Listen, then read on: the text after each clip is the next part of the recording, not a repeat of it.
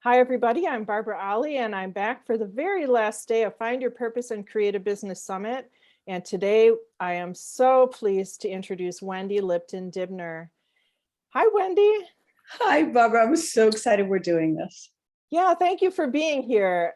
It's a shame, really, that we haven't had more live events because if you could feel the energy that Wendy has in person, it sets you on fire. So I'll try to make it as interesting, but it's not quite the same energy. So let me tell you a little bit about her if you haven't met her before. Wendy is considered the world's leading authority on business acceleration through impact strategy and ethical influence. A 5-time best-selling author, world-class speaker, and internationally recognized business strategist, Wendy has built 11 successful businesses and is currently president and CEO of Professional Impact and Impact Resources.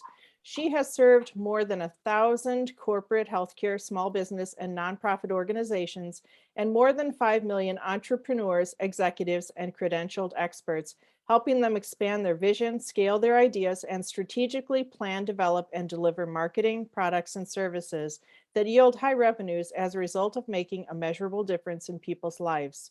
Forbes called Wendy's strategies the secret to success in business, and Inc. labeled her formulaic map as your path to profitable impact.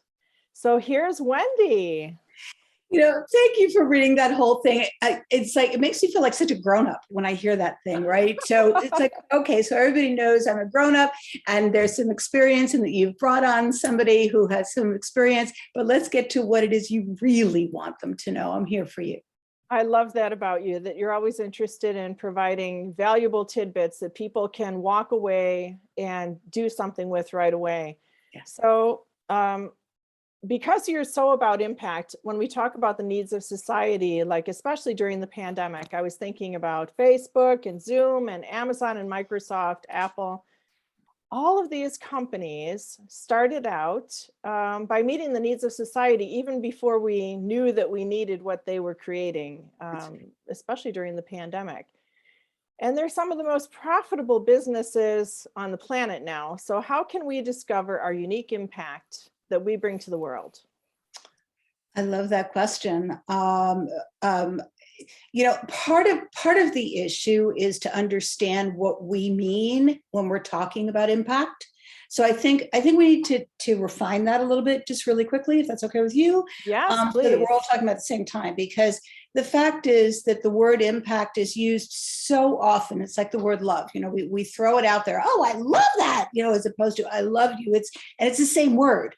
So for the purposes of this, I define impact as the measurable difference that we make in people's lives as the direct result of contact with us, with our products, and with our services, and with our marketing, and with our messages, and with everything we send into the world.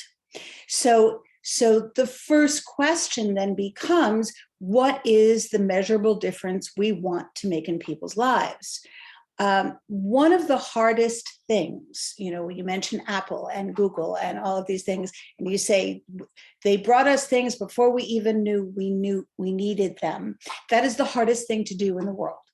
From a business perspective, if you're bringing something to the world that they don't even know they want, that is way harder than bringing them something they already know they want, and you're doing it in a way that they didn't know could be done.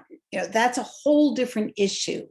So yay for Google and Apple, and God bless Amazon in the last 3 years, right? Yes, for sure. But at the end of the day, what it's all about is creating the impact that we were born to bring the world and making sure that we deliver it to the people who need it most.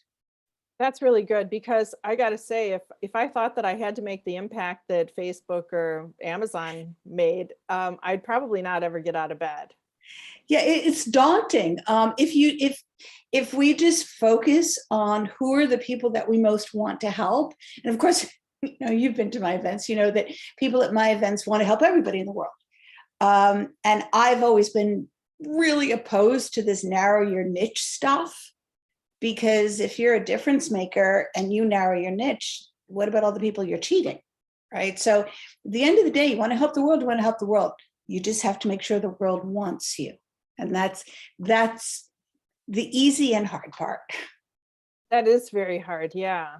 And I think it can be very intimidating because sometimes we see people who are already doing what we want to do, and then we wonder, is this even a good idea? Well, the fact is that if people are doing what we want to do, that doesn't tell us if it's a good idea or not. What tells us it's a good idea is if people are doing what we want to do and people are actually paying attention and getting impact from it. If something is out there and it's working and it's really helping people and it's bringing the rewards to the people who are putting it out there in a way that touches what they need, right? That's proof that it's needed. But it's also proof that there's room because, first of all, no one has helped everyone, not even Google and Amazon. I mean, there are people today who still use Yahoo, and right? They don't even go to Google. So at the end of the day, the idea is to figure out what's missing. That's the real question. So yes, you can go online and you can search what you want to do, but what you want to do is so broad. If you want to coach, if you want to write, if you want to speak, if you want to dance, if you want to do art, if you want to sing, there's a lot of people who do that. But no one will ever do it the way you do it because you're unique. So the secret is to figure out what's special about you that you bring that no one else can bring. I think that this is a great time for you to share your story because you kind of went through all that, gathering experience along the way and turning it into something that was totally different from your first business. Yeah, it really, that is so true. And I don't know that there's enough time for the whole story, so we'll shortcut it.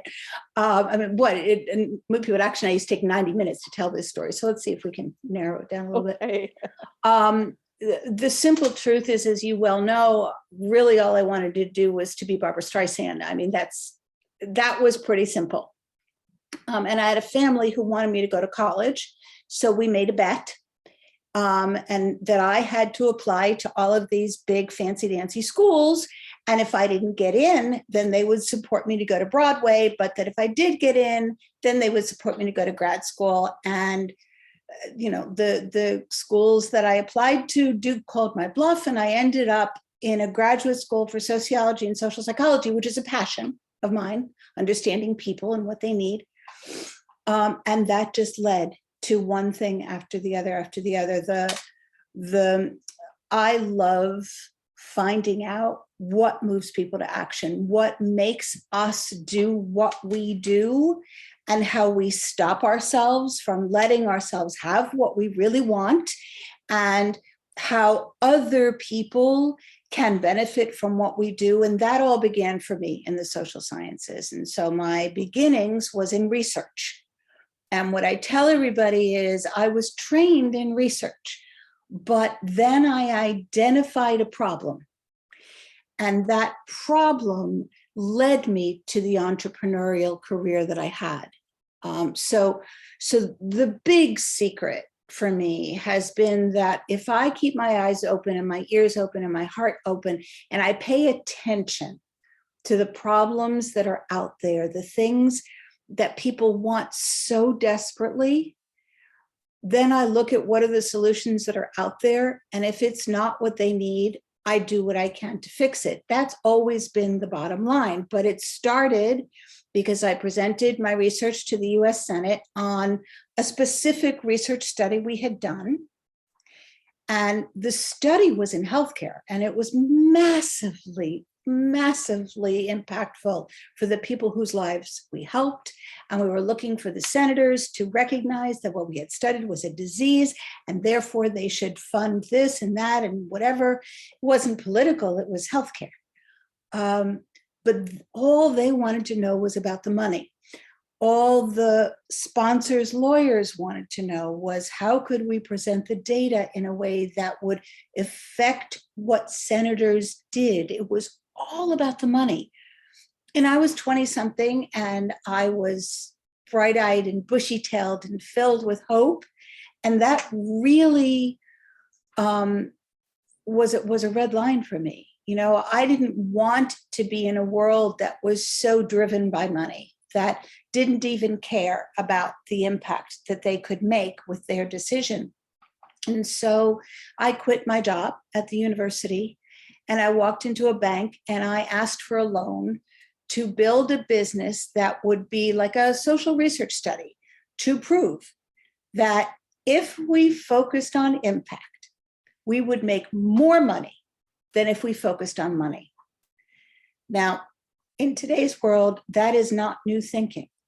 But this was 1983 and nobody talked this way, and certainly not women, because if women talked about it, we wouldn't be taken seriously in business, right?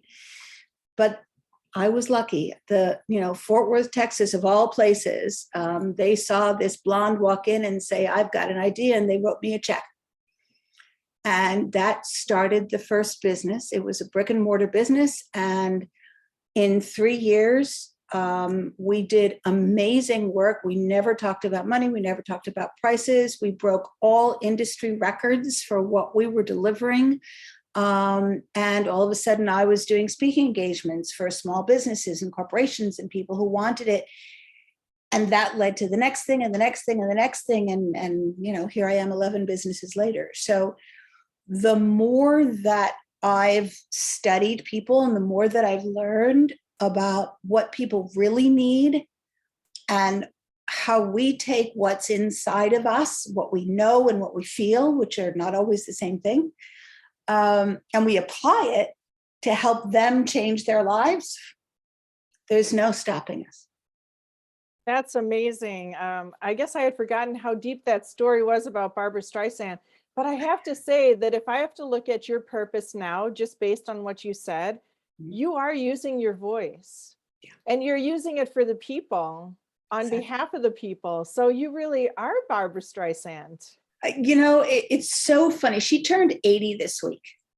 Wow, I didn't know that. I know. It was like, wait, if you're 80, what does that make me? But at the end of the day, you're absolutely right. The choice of doing what I've done all these years has always been based on that. There was one scene in Funny Girl, and if you guys who are watching this, if you haven't seen Funny Girl, you need to go see it. I mean, it's on YouTube. You can find it. It's probably on Netflix somewhere too. But there's a scene in Funny Girl where she has been blocked at every turn to do what she wants to do. And she finally decides, that's it. I'm not taking no from anyone anymore. And I'm going to go do what I was put on this planet to do. And she sings Don't Rain on My Parade, which, Barbara, if you remember, we played like 5,000 times during the summer. Yes. But at the end of the day, I watched that. I was 11. And she was singing and I burst into tears and I'm just crying. And I didn't understand, why is it, how is it that this woman can open her mouth and from a screen, right? We're not even in the same room, and make me cry. And I realized we have so much power to change what people feel and what people do and what they think about themselves. And all we have to do is just do what we love.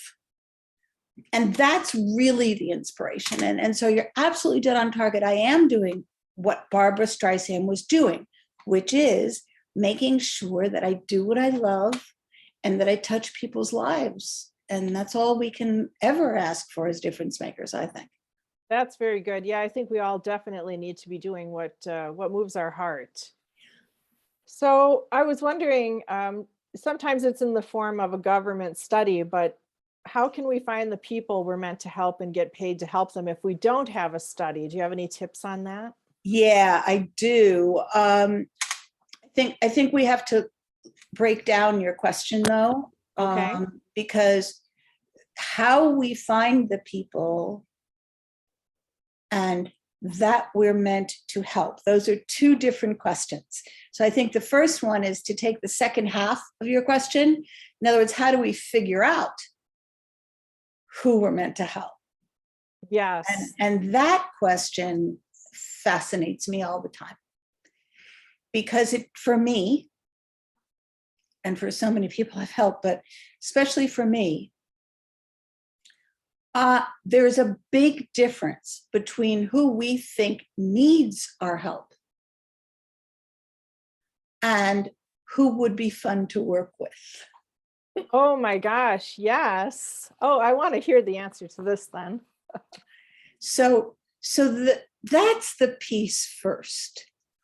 I don't know if you remember in Focus on Impact, there's a section of the map that's about discovering and developing and building the market that is right for you. And at the end of the day, it comes down to first figuring yourself out, right? So who do you like to be with? Who do you like to talk with in your life, in general? And what is it that you enjoy about those people? And I'm guessing that one of the things that you would enjoy, Barbara, is that they listen to themselves, or at least that they're open to the fact that you do, right? That intuition to them exists and is something to be cherished and nurtured and grown. It's not a woo-woo thing. It's real, and everyone has it. And so the question, they have to believe that, or else if you first have to convince people that intuition is a thing, that's probably not your market, even though they probably need you more than the people who already know it. Oh, that's very good. It certainly makes it clear. So the answer is figure out what kind of people you like that will get this, that whatever this is, that need you, that need what you do, that need who you are, that will fit with you, that you will be able to laugh and cry with.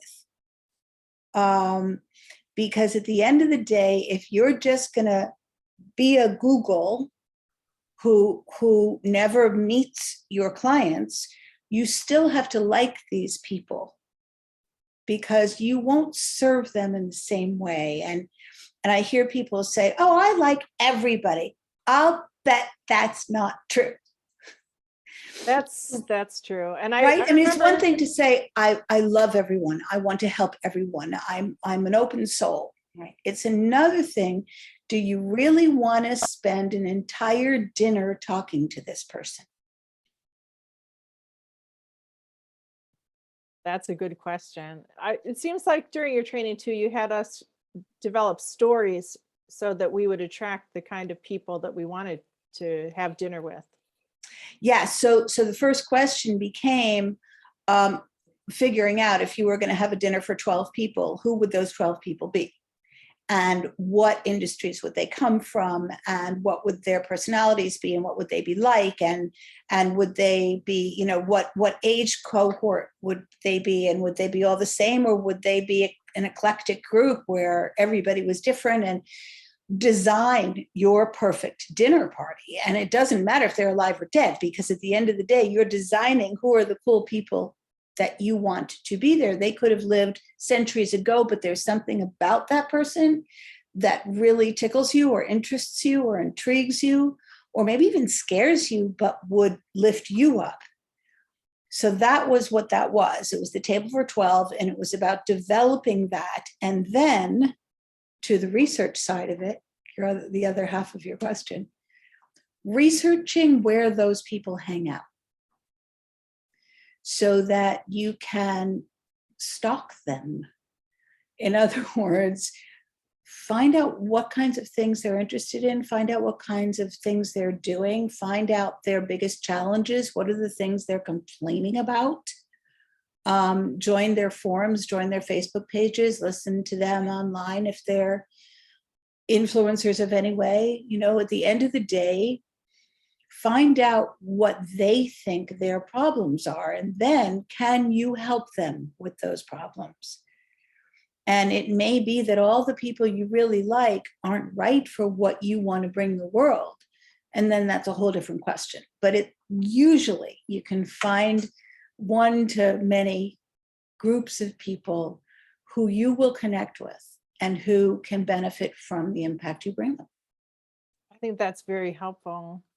It is a research, though. No matter how you cut it, it's a research. The good news is that we've got the web. I mean, for those of us who are old enough to remember Barbra Streisand, there was a time when we didn't, and that was a whole lot harder. This is easier.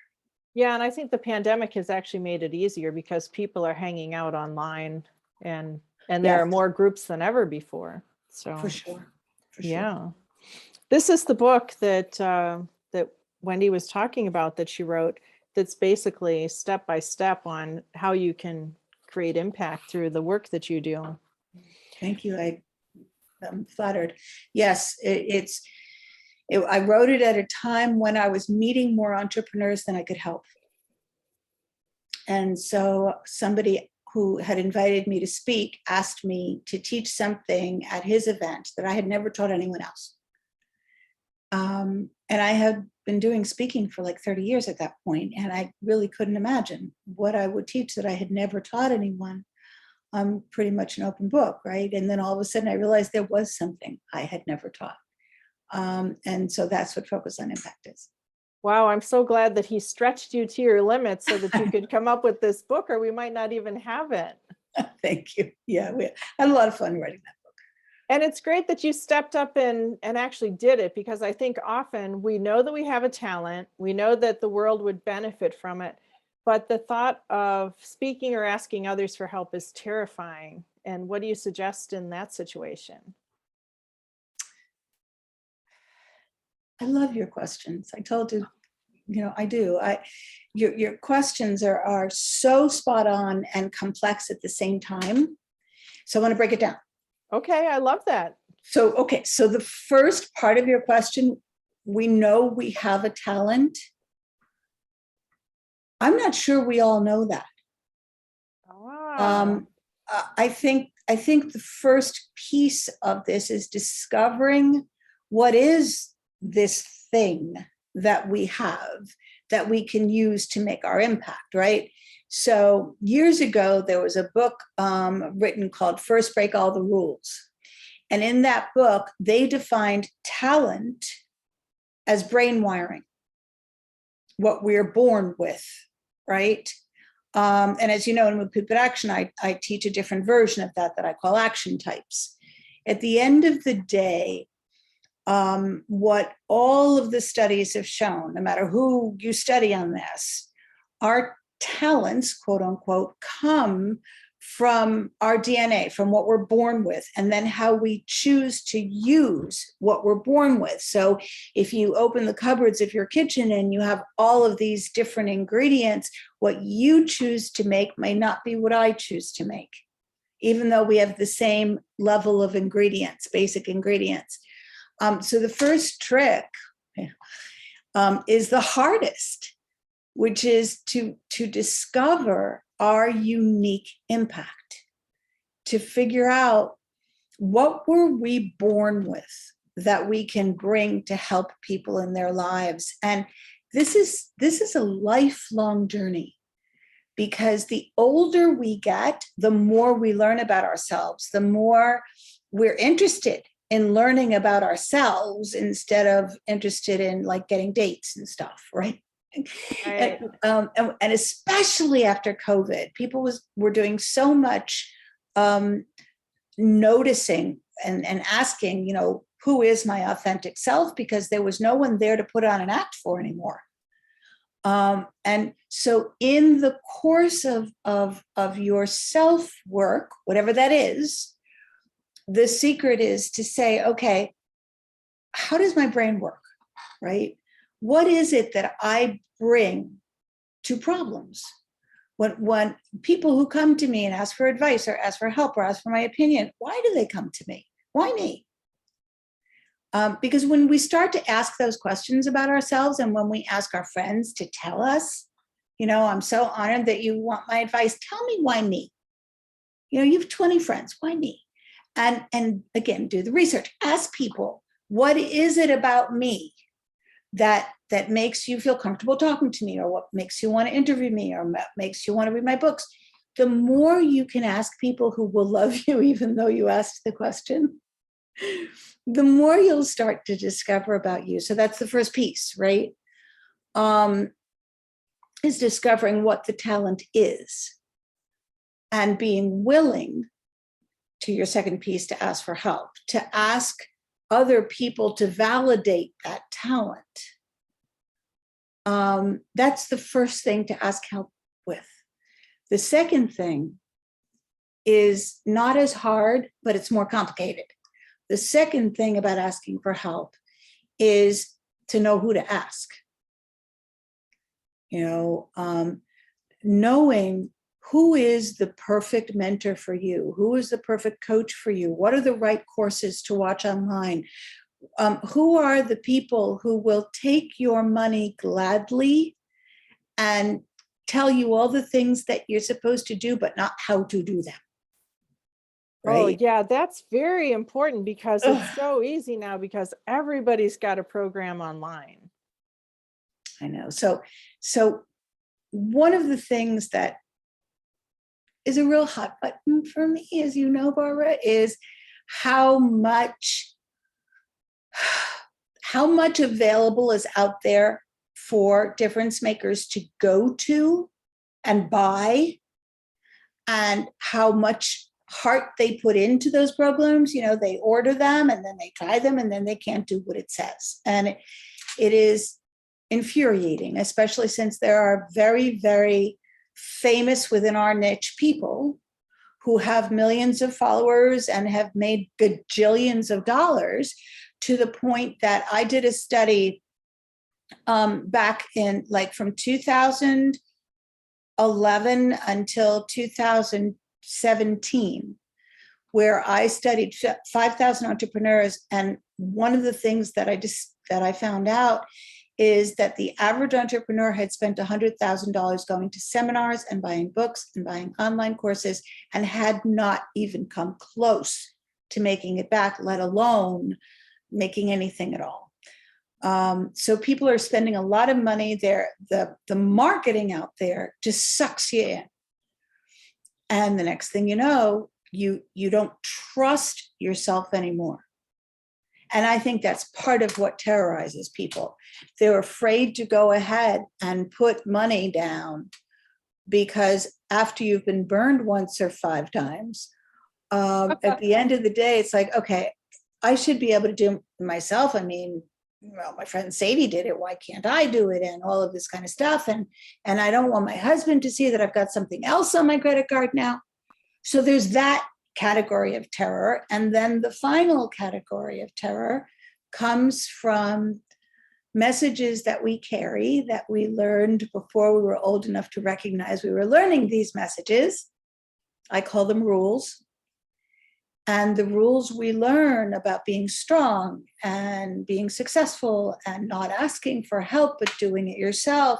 How do I spell this word? Look it up, right? We learn very quickly, if we're brought up in families that tried to help us be independent and tried to help us be self-sufficient. Many, many children take that valuable lesson and turn it into a rule that says I shouldn't ask for help. It's one of the most common issues that we deal with in my husband's practice, and making it that people can give themselves permission to not be perfect, and to let themselves seek help and seek the right help, and say no when they discover that wasn't the right person to pick. That's very good advice. I think that you've probably just spoken about maybe half of the entrepreneurs I know, that they've all spent a lot of money. And like you say, when you're in the session where they're selling something, they're telling you, oh, you have to buy it now or else you'll never have this opportunity again. Right. How do we deal with that? Laugh. I love that. Laugh, because here's the thing, they're all following the same book. Okay, they all went to the same courses when they were first getting started. And in that day and in that time, all of those courses said you have to create scarcity. You have to do it in a way that people think, if I don't do it now, I won't do it, because people have very short attention spans. And if they don't buy you, there's somebody else waiting to buy you. And of course, you can help them. So you should hard sell them. And then they train people who bought what they, so that it just goes on and on and on. It's a horrible vicious circle that leaves too many people without the help they need. I mean, I wouldn't mind people selling scarcity and pushing if what they were doing actually led to measurable results, but far too often it doesn't. And that's a real bugaboo with me. That's true. Actually, we were having a conversation, a group of entrepreneurs, about how many courses we had on our computers that had never been opened, or ebooks. That's right. So that's very right. true. A lot of people have folders in their inbox of all the things they bought and still haven't opened. Right, right. And I hope that people won't do that with the free gifts that all of our speakers are giving. Wendy, you're giving a wonderful gift. It's been such a long time. Do you remember what it is? It's the free training to expand your impact. Yes, thank you. So this is something that I put together actually years ago. It's timeless. It is. It's still valid today. Yeah, and quite frankly, it's maybe the most important thing that people need to watch before they really launch an impact-driven career. And it really is free and nothing is being sold. And I was just going to give that, right? That's the action movement. It's those 3 or 4 videos that teach how to identify your impact and this kind of stuff. The thing is that I realized I had all these other free videos on my website. So I'm just giving the link to the free training website, right? Which you'll have for them.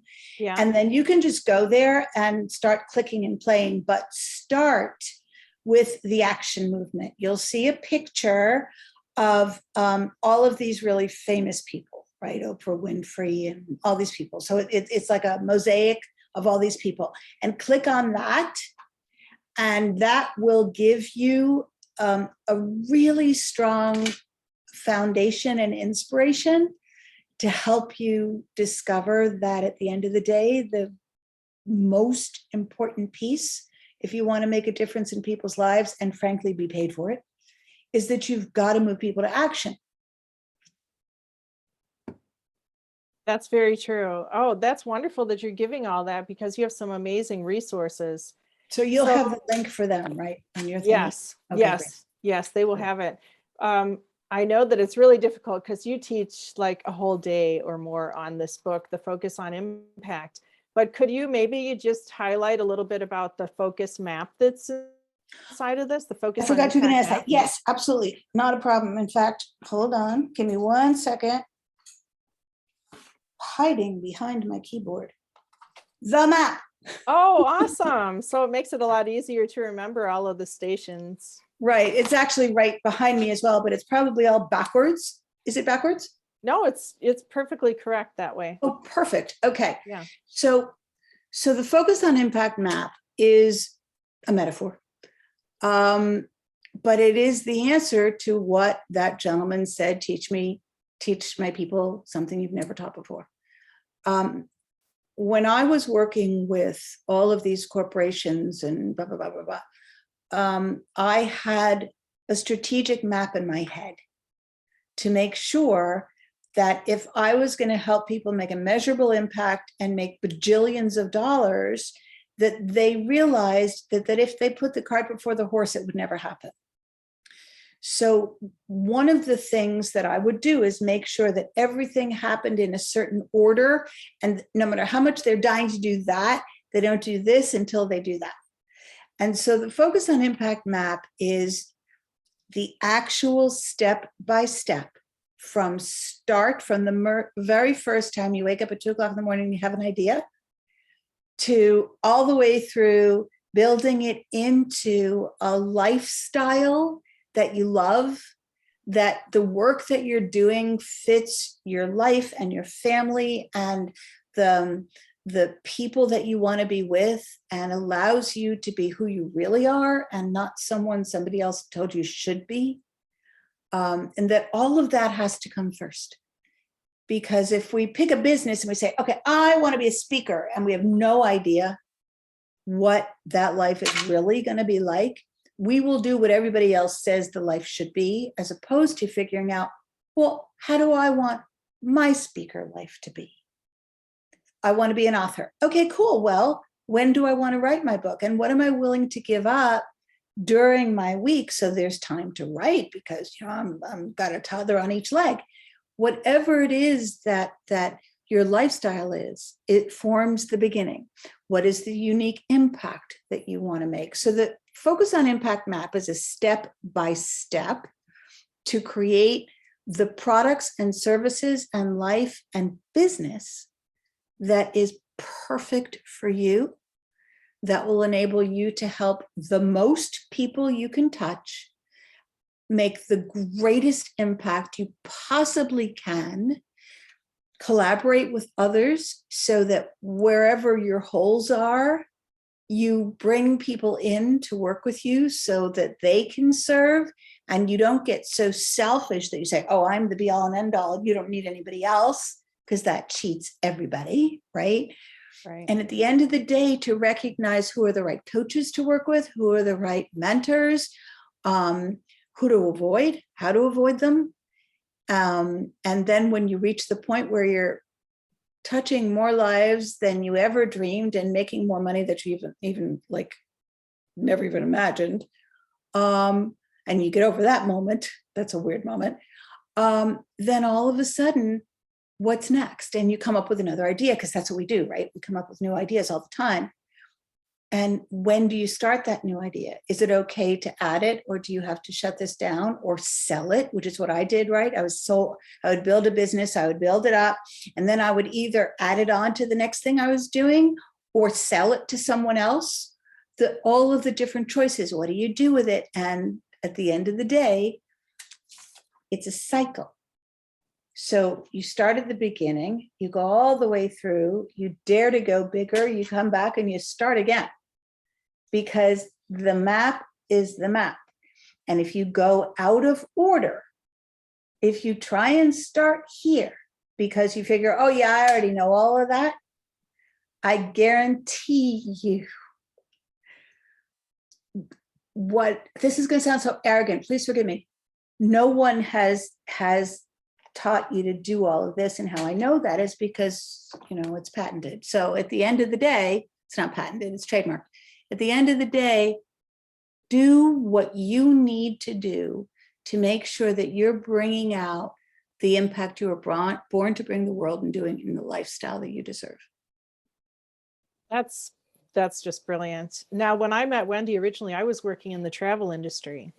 And because of when I think it was like 2019, I went through one of your courses. And because of what I learned from you and doing that book, I decided, oh my gosh, the way I'm doing travel is not sustainable. I went to Africa and worked with some people to learn how to make it more sustainable just because of your book.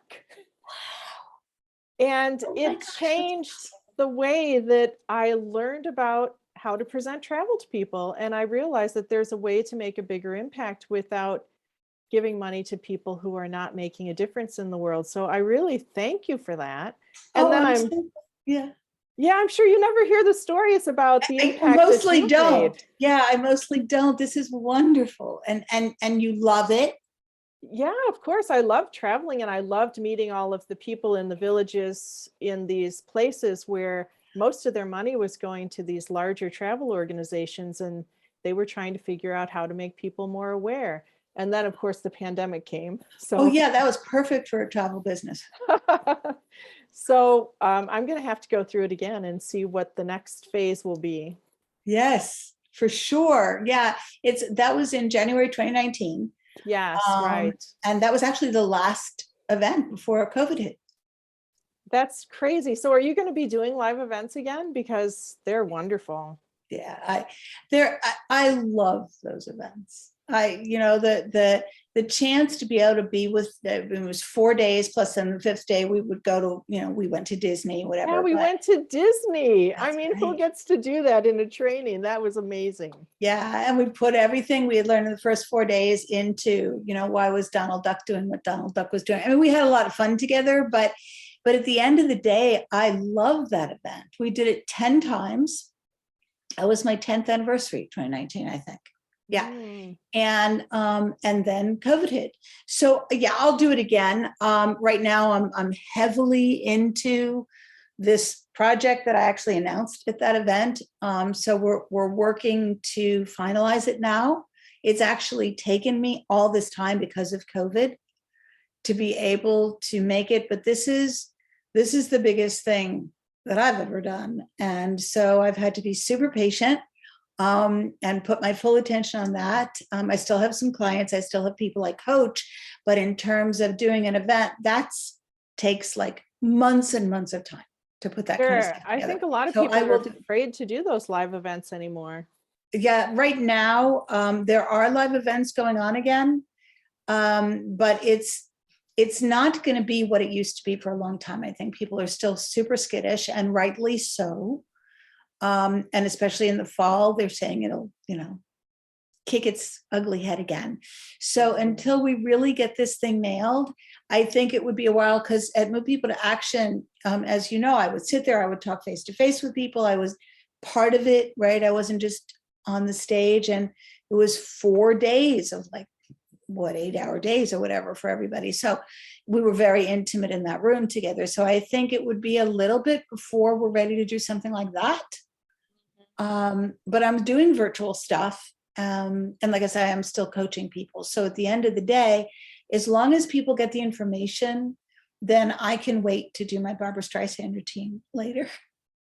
That's great. I think that this is a good time to mention that the fact that you wrote those books have made it easy for you to continue to live your legacy, even though you're not in front of people every day.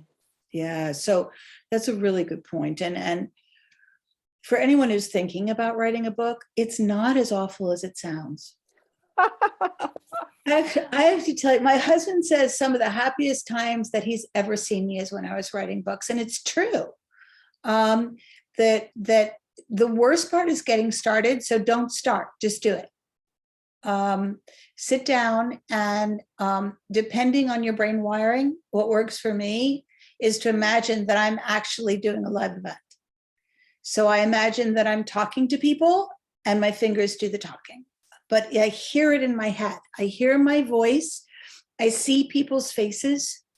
I know when they're nodding, and I know when they're nodding off. And I can feel it that I've gone too far on this point. So it's not as hard as it sounds. It's actually a lot of fun. You can speak your book, you can write your book.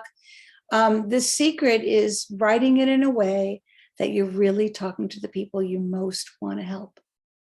That's very helpful. I think everybody should write a book. And I think most of the speakers we've had here, probably 80% of them already have at least one book, most of them multiple books. You bet.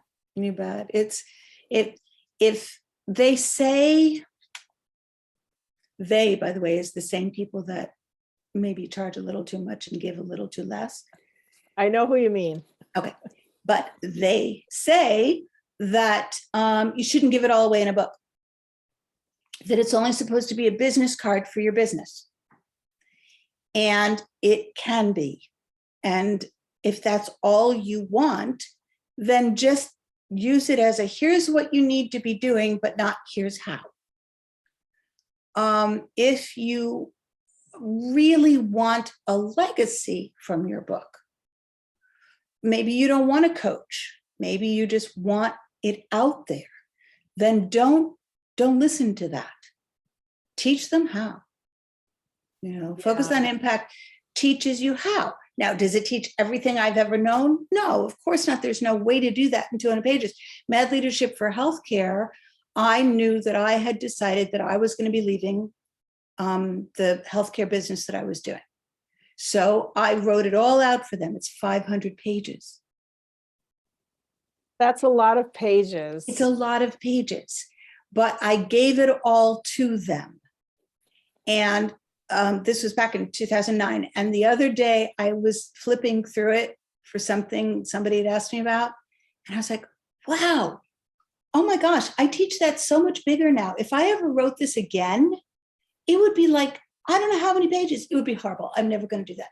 But do what is right in terms of you are sure that when you write a book, you know that somebody can now do something that they've never been able to do before, even if it's just one thing. I think that needs to be written down. That's really good. Good. Well, Wendy, this has been wonderful, delightful, energetic. Thank you for doing this. Are there any last words that you want to leave with us before we say goodbye today? Well, first, I want to thank you for doing this. I want to thank you for inviting me. I want people to know that that what you're doing and the fact that you're doing it is so important. Those of you who don't know Barbara, have never met Barbara, I want you to understand who this woman is, because she's so easy that you don't realize the powerhouse that's underneath that smile. You are so rich with heart and skill and love for people. And I just want you to get everybody into your world. And I really hope that happens here. I'm here for you because you asked. There are going to be people on this summit who will have offers where they'll invite you to buy stuff. And I'm not doing that because I just want you guys to know Barbara, to follow Barbara, to learn what she knows and to grow together, because that's important. And I'll leave you just with one of my favorite things, which is that the impact we make together will always be far greater than any we make alone. So don't just watch this, do something with it. Oh, I'm so verklempt. Talk about a Barbara Streisand moment. Yes, that's great advice. Go out and do something with the information. Good. All right. Thank you, Wendy. I really appreciate you being here today. Thank you. Thank you so much.